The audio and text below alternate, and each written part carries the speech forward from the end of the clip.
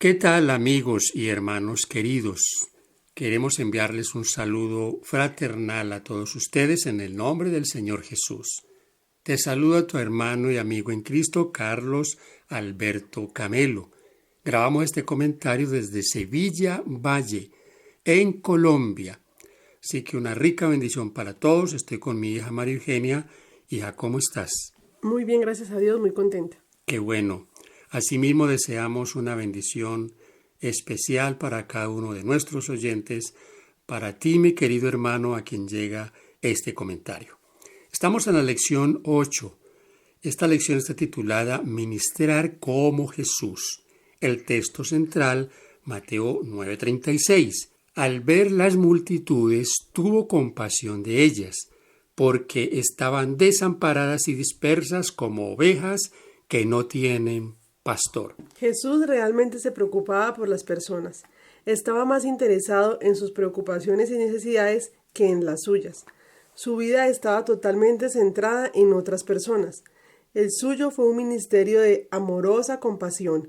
Jesús satisfacía las necesidades físicas, mentales y emocionales de las personas que lo rodeaban, y por lo tanto, sus corazones se abrían a las verdades espirituales que Jesús enseñaba.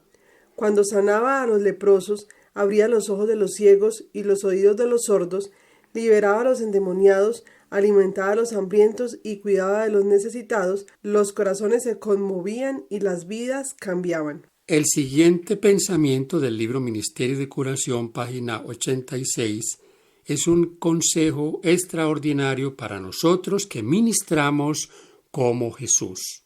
Dice, solo el método de Cristo dará éxito para llegar a la gente. El Salvador trataba con los hombres como quien deseaba hacerles el bien.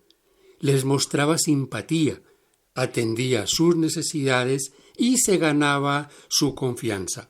Entonces les pedía, sígueme. Jesús reconocía que el mundo necesita una demostración del Evangelio tanto como necesita su proclamación. El testimonio vivo de una vida como la de Cristo, comprometida a ministrar a los demás, es un poderoso testimonio de las palabras que hablamos y le da credibilidad a nuestro testimonio. La actitud de Jesús hacia las personas.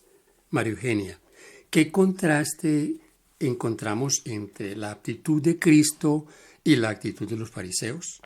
Mucha, porque Jesús siempre estaba buscando lo bueno de las personas y los fariseos siempre andaban mirando cómo criticar porque se reunía con personas como para ellos decir de dudosa procedencia. A los pecadores recibe, decían, ¿no? Porque ellos consideraban que no se debían juntar con ninguno que fuera para ellos indigno.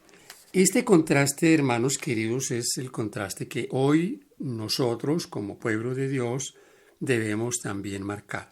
Porque ¿cómo nosotros poder ser sal, cómo poder ser luz, si no lo somos dentro de la misma comunidad? Porque estamos entre una comunidad difícil, tenemos, y posiblemente estamos hablando para un hermano que tiene unos vecinos que le hacen la vida a veces a cuadritos. ¿Cómo nosotros darles un buen testimonio a ellos si huimos de ellos? Porque es difícil. Jesús tenía ese conflicto con sus mismos compatriotas. ¿Qué andaban ellos haciendo?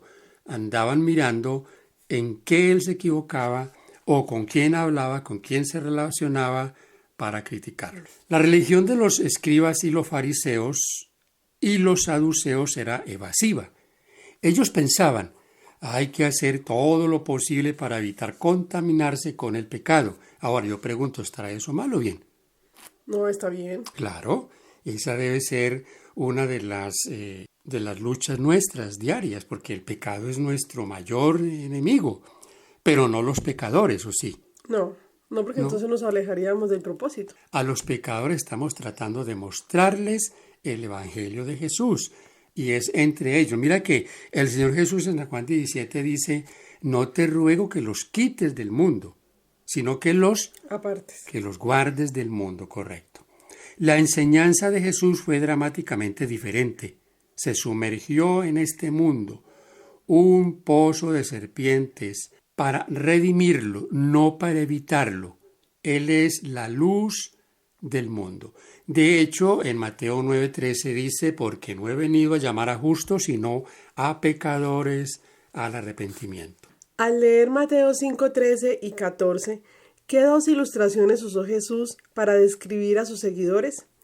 ¿Por qué crees que usó esas ilustraciones específicas? También podemos leer Juan 1:9, 12:46 y Filipenses 2:15. La sal y la luz. Qué interesante estas dos ilustraciones, porque es que son dos cosas fundamentales en la vida del ser humano. Para las comidas, la sal. ¿Qué le da la sal a una comida? Le da gusto, Sabor. le da sabor. Sin sal, cuando nos dicen no puedes comer con sal, tiene que ser bastante difícil acostumbrarse a comer sin sal. Y la sal de la tierra somos los seguidores de Jesús, porque somos los que damos ese gusto, los que debemos darle esa sazón a la palabra de Dios. Ahora la luz, qué importante es la luz, es fundamental. Y si hablamos de la luz espiritual, si hablamos de la luz de la palabra de Dios en un mundo que a pesar de tener tanto acceso a la Biblia, está en tantas tinieblas. Dos ilustraciones muy bonitas con las cuales el Señor Jesús representa a su pueblo en esta tierra. ¿Cómo trataba Jesús a las personas? El objetivo de Jesús era extraer lo mejor de las personas, incluso cuando las circunstancias eran inusualmente desafiantes. Él respondía de buena manera. El Evangelio de Lucas registra que todos estaban maravillados de las palabras de gracia que salía de su boca. Lucas 4:22. Y el Evangelio de Juan agrega que la gracia y la verdad vinieron por medio de Jesucristo. Juan 1:17. Su acercamiento a la gente era desarmador. Sus amables palabras tocaban un acorde sensible en sus corazones. Hermoso comentario. Mira esa frase de allí, María Eugenia y hermanos, desarmador. ¿Por qué desarmador? Porque la gente estaba llena de prejuicios, como está la gente hoy. Vaya usted a hablarle a alguien del Evangelio y va a encontrar que hay inmediatamente una resistencia. Pero ¿cómo se puede desarmar a una persona? Con palabras amables, llegando como a sus necesidades, sin criticar. Con una actitud de un verdadero cristiano. Una actitud como el pensamiento que leímos en nuestra introducción de alguien que quiere hacerles el bien. Y así llegaba Cristo a todos aquellos que le buscaban o a aquellos con los que él se relacionaba. Un ejemplo bien claro es las palabras que él les da al escriba y al centurión. ¿Qué palabras les da él a ellos? Palabras de consuelo, palabras de esperanza. Ahora, son cosas que uno posiblemente dice, pero es que eso fue el Señor, eso fue Jesús, que era el Hijo de Dios, Jesús que era Dios. Hermano querido, el ejemplo de Jesús, ese es nuestro ejemplo. Así como Él trataba a las personas, también nosotros debemos hacerlo. Es difícil por nuestra idiosincrasia, por nuestra cultura, nuestro carácter, porque también muchas veces, como los fariseos, los vemos como que ya no tienen esperanza, los vemos como que ya ellos no quieren nada con el Señor. ¿Cuántas veces nos equivocamos al hacer estos juicios? Porque aquellos que consideramos lejos de Dios son los que muchas veces están más cerca. Tienen más disponibilidad de aceptar. A veces sí, muchas veces encontramos eso. Así que el Señor Jesús nos invita a que nosotros nos acerquemos a las personas con ese mismo espíritu, un espíritu de amabilidad, porque Él los trataba con una mirada diferente. ¿Cómo los veía según hemos venido estudiando en esta lección? Como una posible alma. Como candidatos para el reino de los cielos. Escuchen ustedes y al leer Isaías 42:3 y Colosenses 4:5 y 6, Efesios 4:15, encontramos tres aspectos bien importantes. El primero, no apagará el pabilo que humea. O sea, donde hay una pequeña posibilidad, donde hay una llama que todavía está echando un humo, una mínima posibilidad, ahí debemos estar. No apaguemos ese pabilo que humea, esa pequeña esperanza que tiene ese que consideramos ya un pecador empedernido. 2. Sabiamente andemos entre aquellos que no son de nuestra fe. El apóstol Pablo dice, sabiamente para con los de afuera. Y el tercero, eso nos va a traer un crecimiento en Cristo. Cuando nuestras palabras son alentadoras y llenas de gracia, tienen una influencia positiva sobre la vida de los demás. Las palabras proféticas de Isaías revelan que Jesús no quebraría la caña cascada ni apagaría el pabilo que humeare. En otras palabras, Jesús fue tan compasivo que tuvo cuidado de no herir innecesariamente a alguien que acababa de llegar a la fe, ni apagar aún las brasas más pequeñas de fe en sus corazones. El ministerio sanador de Jesús. Hermanos queridos, vivimos en un mundo con muchas dificultades. Como predicadores de la palabra, muchas veces nos centramos solo en discursos, en sermonear, pero día a día nos estamos encontrando con personas, con gente con muchas necesidades físicas, mentales, emocionales, espirituales. ¿Cómo está el Señor de ansioso porque nosotros emprendamos un ministerio, claro, de la predicación, el ministerio de la palabra, pero un ministerio de mostrar más preocupación y ser un ayudador dentro de las posibilidades que Dios nos da? Cada vez que nosotros asistimos a alguien, Dios nos da cómo asistirlo de una mejor manera. Hay una necesidad manifiesta en el mundo, por donde quiera que vamos. Las enfermedades, las personas con hábitos malsanos, encontramos fumadores, encontramos personas pasadas de peso, sufriendo enfermedades. Es terrible. Las necesidades en la familia, la escasez de alimento, y a veces nos sentimos impotentes porque no tenemos cómo hacerlo. Pero yo vuelvo y repito, el Señor proveerá cómo hacer las cosas de la mejor manera, porque somos, hermanos queridos, los encargados del ministerio de la reconciliación. Mateo 9, 1 al 7. Entonces, entrando Jesús en la barca, pasó al otro lado y vino a su ciudad. Y sucedió que le llevaron un paralítico tendido sobre una camilla. Al ver Jesús la fe de ellos, dijo al paralítico: «Ten ánimo, hijo, tus pecados te son perdonados».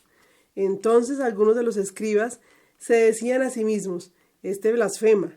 Conociendo Jesús los pensamientos de ellos, dijo: «¿Por qué pensáis mal en vuestros corazones? ¿Qué es más fácil decir: los pecados te son perdonados, o decir: levántate y anda? Pues para que sepáis que el Hijo del Hombre tiene potestad en la tierra para perdonar pecados», dijo entonces al paralítico: «Levántate, toma tu camilla y vete a tu casa».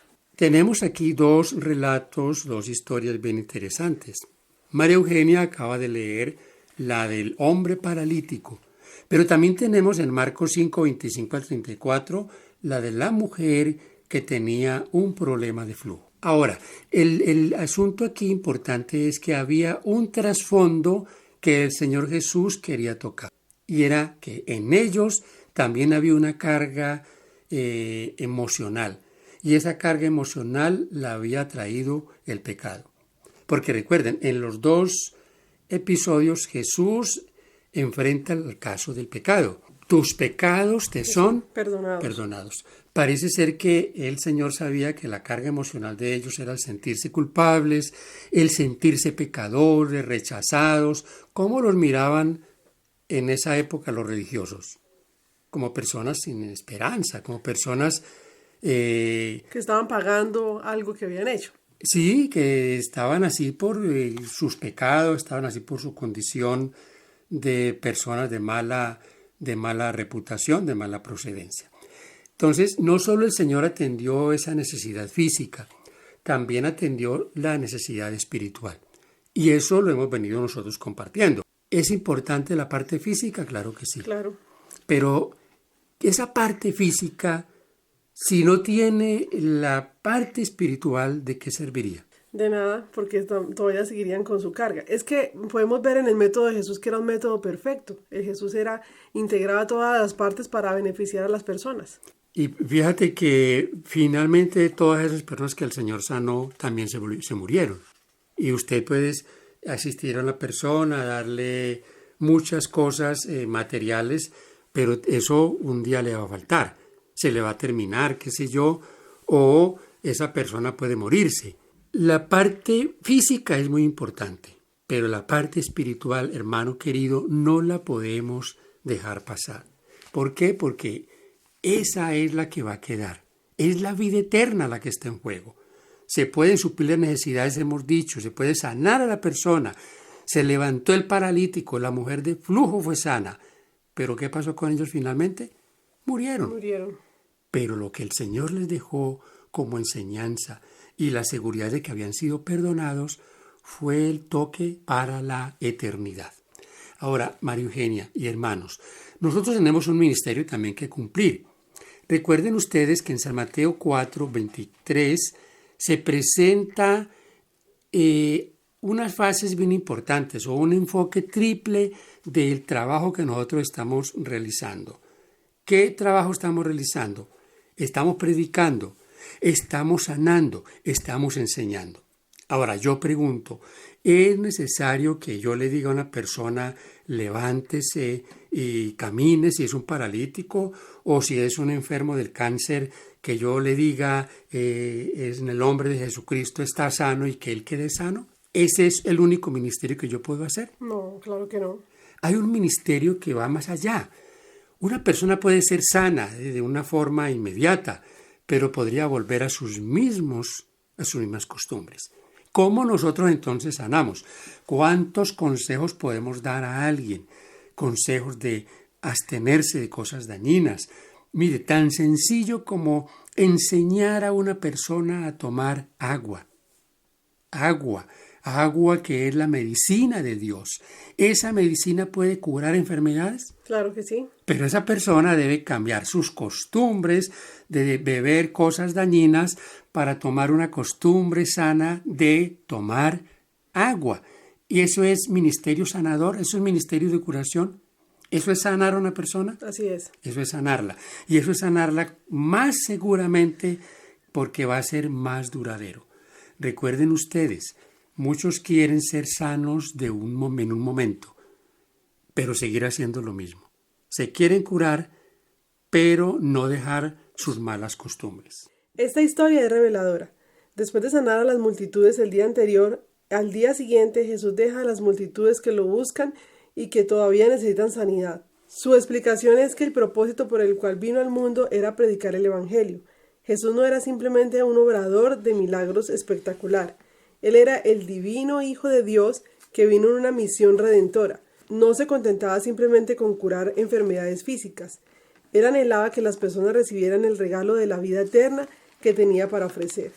Jesús proclamó claramente el propósito de su venida a la tierra en estas palabras: porque el Hijo del Hombre vino a buscar y a salvar lo que se había perdido.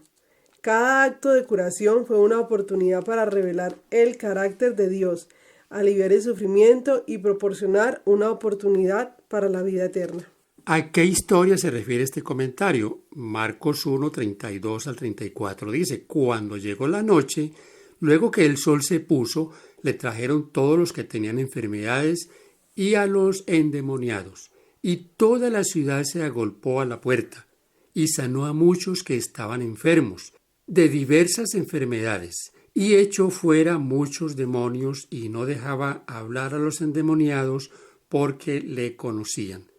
Qué importante ese ministerio del Señor, ¿no? Qué hermoso fue. Todo el día. La Escritura dice que él, después de orar en la mañana, salía, y ese era un día. Mira, María Eugenia y hermanos queridos, tuvo que haber sido muy emocionante andar con el Señor Jesús. ¿Saben por qué?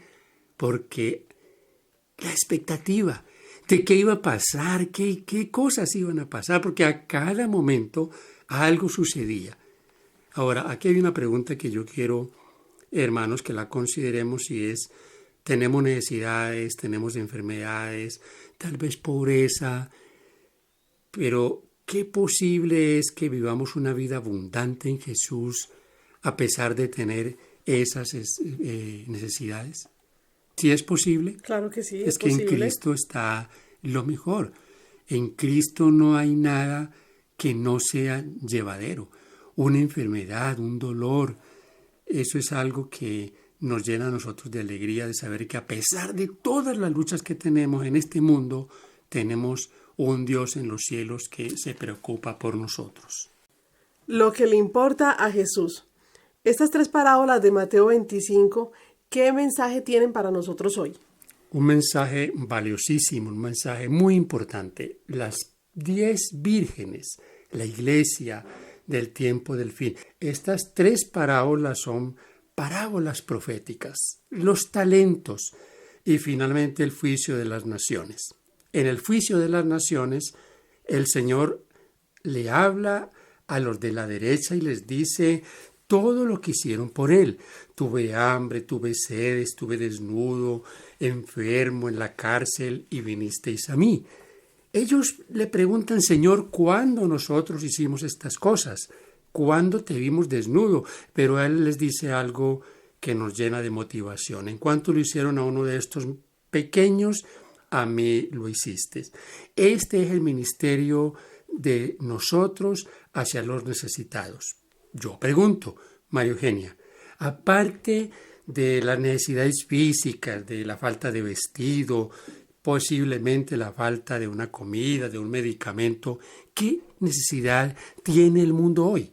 Necesidad espiritual de conocer a Jesús. Conocer a Jesús, la parte más importante que no podemos pasar por alto. Hermanos queridos, que el Señor nos ayude a cumplir este ministerio, un ministerio pleno, un ministerio lleno de amor por aquellos que lo necesitan. Pidámosle al Señor amor, pidámosle al Señor que no estemos contentos mientras a nuestro lado las personas perecen sin conocer al Maestro. Muchos no tienen fe en Dios y han perdido la confianza en el hombre, pero saben apreciar los actos de compasión y de auxilio. Cuando ven a alguien que sin el aliciente de las alabanzas ni esperanza de recompensa en esta tierra, van a sus casas para asistir a los enfermos, dar de comer a los hambrientos, vestir a los desnudos, consolar a los tristes y encaminarnos a todos con ternura hacia aquel de cuyo amor y compasión el obrero humano es el mensajero. Cuando ven todo esto, sus corazones se conmueven, brota el agradecimiento, se enciende la fe, ven que Dios cuida de ellos y así quedan preparados para oír la palabra divina. Ministerio de Curación, página 87. Bendición para todos, que el Señor nos dé discernimiento para hacer las cosas conforme a su voluntad. Que Dios les bendiga, mis hermanos. Amén.